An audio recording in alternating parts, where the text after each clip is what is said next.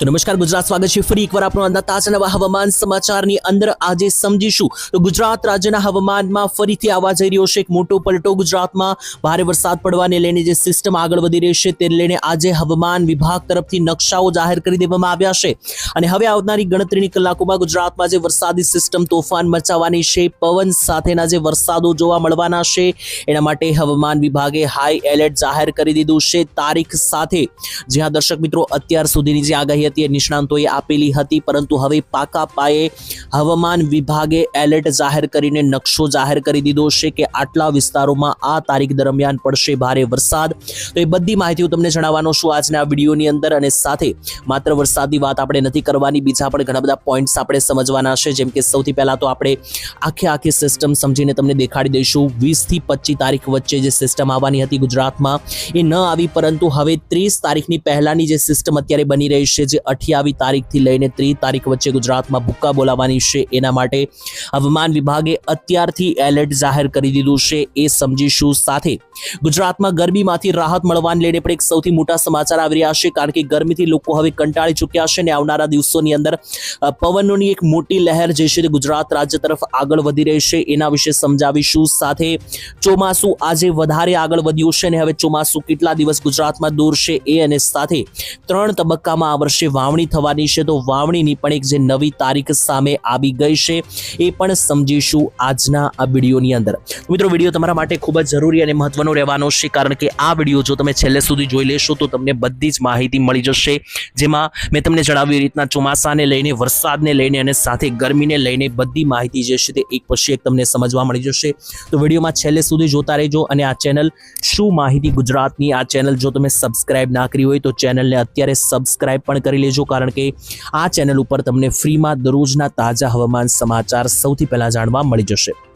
તો ચાલો મિત્રો, ટાઈમ બગાડ્યા વગર સીધા વિડીયો ઉપર આવીએ, સિસ્ટમ સમજીએ. વરસાદ વિશે એકોએક ગામના નામ સાથેની માહિતી આપું એ પહેલા હું તમને કેટલાક નકશાઓ દેખાડવા માંગુ છું કે જે હવામાન વિભાગે જાહેર કર્યા છે, અને એને આધારે તમને ખબર પડી જશે કે આવનારા દિવસોમાં ગુજરાતમાં શું મોટી નવાજોની થવાની છે. કારણ કે જોઈ લો, આ જે સફેદ કલરના વાદળો તમે જોવો છો, આ મોટી ઘાતક સિસ્ટમ છે કે જે મિત્રો 20 થી 25 તારીખની વચ્ચે ગુજરાતમાં આવવાની હતી, પરંતુ આ સિસ્ટમ જે છે તે મહારાષ્ટ્રમાં તૂટી પડી.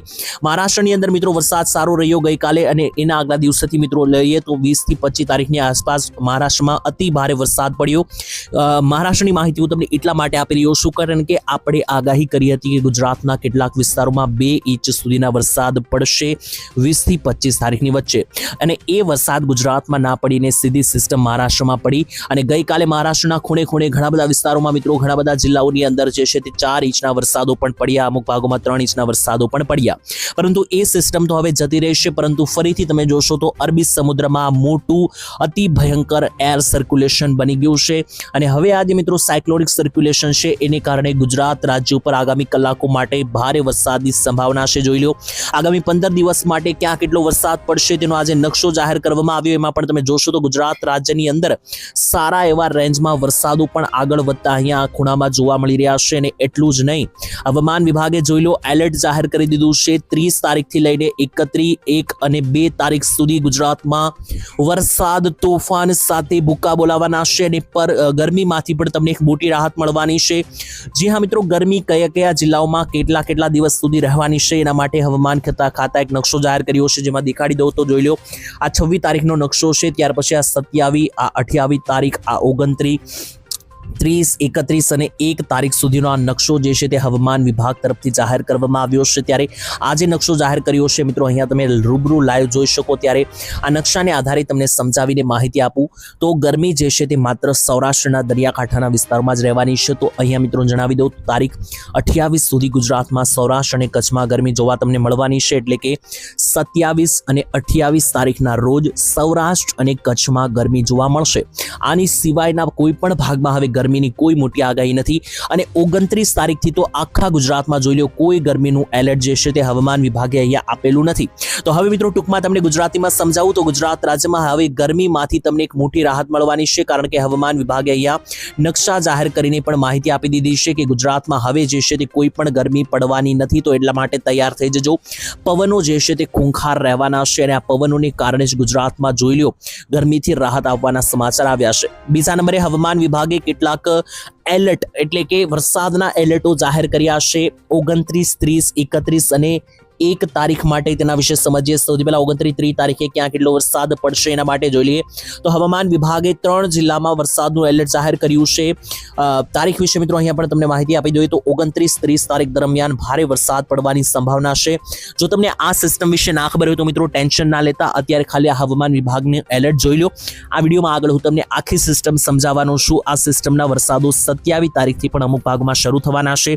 27 થી શરૂ થઈને પછી 28, 29 અને 30, 31 તારીખ આમ 4-5 દિવસના રાઉન્ડ ચાલવાનો છે. એમાં હવામાન વિભાગની માહિતી પહેલા આપણે અહીંયા જોઈ લઈએ જે પાકા પાયા આવી છે ને ત્યાર પછી આગળ હું તમને 27 તારીખથી જે અસર શરૂ થવાની છે એ પણ તમને સમજાવવાનું છું. તો અહીંયા હવામાન વિભાગે 29, 30 તારીખ માટે જે નકશો જાહેર કર્યો છે એની અંદર સાબરકાંઠા, અરવલ્લી અને મહીસાગર જિલ્લામાં વરસાદનું હાઈ એલર્ટ આપવામાં આવ્યું છે. ત્યાર પછી 30, 31 તારીખ માટેનો જે નકશો છે એ પણ જોઈ લો. તો એની અંદર જોશો તો સાબરકાંઠા, અરવલ્લી, મહીસાગર, પંચમહાલ અને દાહોદની અંદર વરસાદનું હાઈ એલર્ટ આપવામાં આવ્યું છે. ત્યાર પછી 1-2 તારીખની અંદર જે નકશો છે એટલે કે આગામી 1 અને 2 તારીખ દરમિયાન ક્યાં કેટલો વરસાદ પડશે એના માટે હવામાન ખાતાએ જે નકશો બહાર પાડ્યો છે એની અંદર અમરેલી, ભાવનગર, બનાસકાંઠા, સાબરકાંઠા, અરવલ્લી, મહીસાગર, પંચમહાલ, છોટાઉદેપુર અને દાહોદ આ બધા જિલ્લાઓ માટે વરસાદનું અહીંયા જે છે મિત્રો હાઈ એલર્ટ અહીંયા આપવામાં આવ્યું છે. તો આ તો મિત્રો હવામાન વિભાગની માહિતી થઈ ગઈ, પરંતુ સિસ્ટમ પાકા પાયે તમને અહીંયા હું તમને આ નકશામાં સમજાવવાનો છું કે જેનાથી તમને તમારા જિલ્લા વિશે અને આજથી જ ખ્યાલ આવી જાય કે 27 તારીખ શું થવાનું છે. તો 27 તારીખ અને બુધવારનો દિવસ ગુજરાત રાજ્યમાં વહેલી સવારથી બપોર પછીથી લઈને મોડી રાત સુધી મિત્રો જે છે તે કેવું વાતાવરણ જોવા મળશે પહેલા સિસ્ટમ સમજી લઈએ. તો અત્યારે મિત્રો જોશો તો આખા દેશ ઉપર 3 મોટી સિસ્ટમો તબાહી મચાવી રહી છે. એમાં જોશો તો પહેલી સિસ્ટમ છે અરબી સમુદ્રની સિસ્ટમ, અહીંયા જોઈ લો લાઈવ.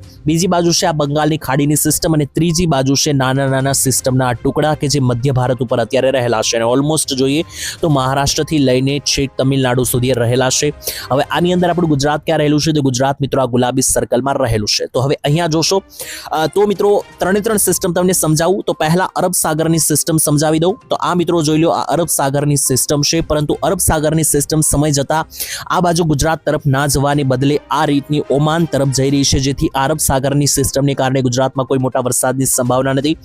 બીજા નંબરે સમજીએ તો આ જે મધ્યમાં રહેલી સિસ્ટમ છે એને કારણે ગુજરાતમાં વરસાદ પડી શકે, કારણ કે આ જે મધ્યમાં સિસ્ટમ છે તે આ રીતની ગુજરાત તરફ આગળ વધી રહેશે અને એની પણ પાછળ તમે જોશો તો એની પાછળ રહેલી જે સિસ્ટમ છે ખાસ કરીને આ મિત્રો બંગાળની ખાડીની સિસ્ટમ, એને કારણે પણ આ રીતની મિત્રો જે છે તે આ સિસ્ટમ આગળ વધી રહેશે, જેથી બંગાળની ખાડી અને આ બાજુની મિત્રો આ જોઈ લો આખી જે આ સિસ્ટમ છે આ સિસ્ટમને કારણે જે છે તે ગુજરાત રાજ્યમાં વરસાદની આગાહી છે, કારણ કે આ સિસ્ટમ ધીમે ધીમે આ રીતની આગળ વધશે અને અહીંયા ગુજરાતમાં જ્યારે પહોંચશે, અહીંયા જોઈ લો આપણું ગુજરાત અહીંયા રહેલું છે, ગુજરાતમાં પહોંચશે 28 તારીખની આસપાસ. એટલે 28 તારીખથી જ તમને ગુજરાત રાજ્યમાં જે છે તે વરસાદી વાતાવરણ બની ગયેલું જોવા મળશે અને ધીમે ધીમે ત્યાર પછી મિત્રો એ વરસાદમાંથી 29, 30 તારીખ દરમિયાન તો મિત્રો એ વરસાદનો રાઉન્ડ અતિ ભયંકર બની જતો પણ આપણને અહીંયા જોવા મળી રહ્યો છે. અને ગઈકાલે પણ જે નકશાઓ સામે આવ્યા હતા એમાં પણ મિત્રો મેં તમને માહિતી આપી હતી અને અત્યારે ફરીથી જે નકશાઓ સામે આવી રહ્યા છે એ અનુસાર પણ ગુજરાત રાજ્યની અંદર એક ભયંકર લેવલના વરસાદી સિસ્ટમના વાદળો જે છે તે અહીંયા આપણી સામે આવી રહ્યા છે. ઇવન 27, 28 તારીખથી પણ આ વાદળો જે છે તે ગુજરાત રાજ્યની નજીક બોર્ડરીય સેન્ટર ઉપર જોવા મળી રહ્યા છે. અને એટલું જ નહીં, તમે અહીંયા જોશો તો 27 તારીખની આસપાસ પણ આપણને એક સારા એવા હાઈ લેવલના વાદળો જે છે તે જોવા મળી રહ્યા છે અને એ વાદળોને આધારે જ આપણે આગાહી પણ મિત્રો આપતા હોઈએ છીએ ઘણી વખત અને આગાહીઓ સાચી પણ પડતી હોય છે. ત્યારે જોશો તો 27 તારીખની રેન્જની અંદર જોશો તો ગુજરાતના ઘણા બધા ભાગોમાં વાદળછાયું વાતાવરણ જોવા મળી રહ્યું છે. ત્યાર પછી 28, 29 તારીખની અંદર તો જોશો તો આખા ગુજરાત ઉપર મિત્રો જોઈ લો આ ગુજરાતનું સેન્ટર છે અને આખા ગુજરાત ઉપર વાદળછાયું વાતાવરણ જે છે તે પુષ્કળ પ્રમાણમાં જોવા મળી રહ્યું છે. અને આ જે મિત્રો વાદળો રહેલા છે બધા વરસાદના વાદળો છે, પરંતુ આમ જોવા જઈએ તો આગામી 48 કલાક તો કોઈ મોટા વરસાદની સંભાવના નથી.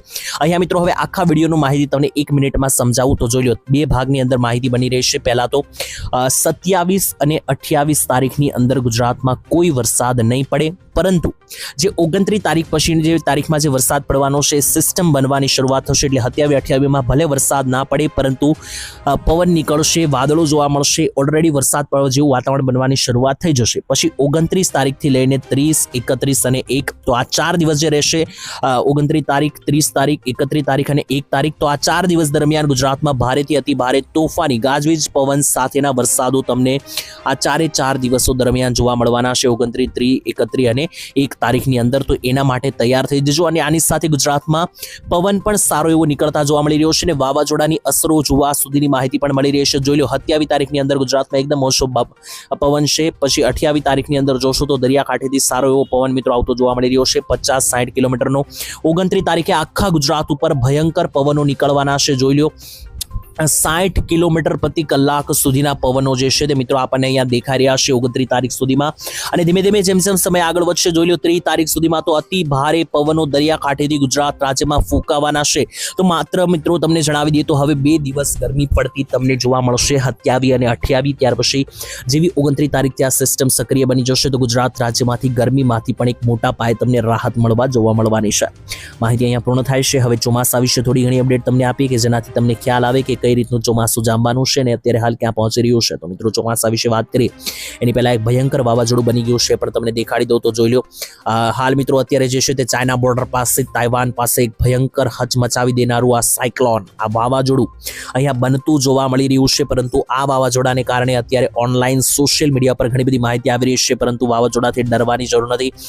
કારણ કે બંગાળની ખાડીથી આ વાવાઝોડું ઓલમોસ્ટ 6000 કિલોમીટર દૂર જોવા મળી રહ્યું છે. પરંતુ બંગાળની ખાડીમાં એક બીજું વાવાઝોડું 2 તારીખ પછી બનતું જોવા મળી રહ્યું છે. એનાથી ડરવાની જરૂર પડશે, કારણ કે એ મિત્રો અસર કરી શકે. જો કે એ હજુ બન્યું નથી. 2 તારીખ આસપાસ જ્યારે બનશે ત્યારે એના વિશે પણ આપણે અપડેટ આપીશું. બાકી ચોમાસા વિશે વાત કરીએ તો ચોમાસું હવે કેરળ પહોંચવાની તૈયારીમાં છે. કેરળમાં ચોમાસું 1-2 દિવસમાં બેસી જશે. ત્યાર પછી અહીંયા મહારાષ્ટ્રમાં આવશે અને સૌથી છેલ્લે અહીંયા ગુજરાતમાં આવશે. તો અત્યારે હવે મિત્રો 1-2 દિવસની અંદર અહીંયા કેરળમાં તો બેસવાનું છે ચોમાસું. 5-6 તારીખ આસપાસ મહારાષ્ટ્રમાં અને 10 તારીખની નજીક ચોમાસું દેશેથી ગુજરાતના બહારના ખખડાવવાનું છે. તો તૈયારીમાં રહેજો ખેડૂત મિત્રો. બાકીની આજ માટેની આગાહી જે છે મિત્રો અહીંયા આપણે પૂર્ણ કરીએ છીએ. વિડીયો અહીંયા સુધી જોયો તો વિડીયોને લાઇક, શેર અને સબસ્ક્રાઇબ કરી દેજો. અને સૌથી છેલ્લે હું તમને એક ડિસ્ક્લેમર આપવા માંગુ છું વિડીયો વિશે, આ માહિતી વિશે. ડિસ્ક્લેમર મિત્રો એ રહેશે કે વિડીયો અહીંયા સુધી તમે જોયો છે તો આ માહિતી આપણે માત્ર મનોરંજન અને જાણકારી માટે જ બનાવેલી છે. પાકા પાયે હવામાન વિભાગની માહિતી જ સાચી ગણવામાં આવશે. તો આ વાત ખાસ મગજમાં રાખવી. બાકી આગાહીઓ જે છે તે 99% સાચી પણ પડી શકે અને ખોટી પણ પડી શકે. તો એ મિત્રો અમારા માત્ર અનુભવને આધારે તમારી જાણકારી પૂરવી અને મનોરંજન માટે જ માહિતી બનાવતા હોઈએ છીએ. તો એ માહિતીને એ રીતે જ તમારે લેવી. બાકી ફરીથી કાલે મળીશું. ત્યાં સુધી રજા આપશો. ધન્યવાદ. જય માતાજી, જય દ્વારકાધીશ.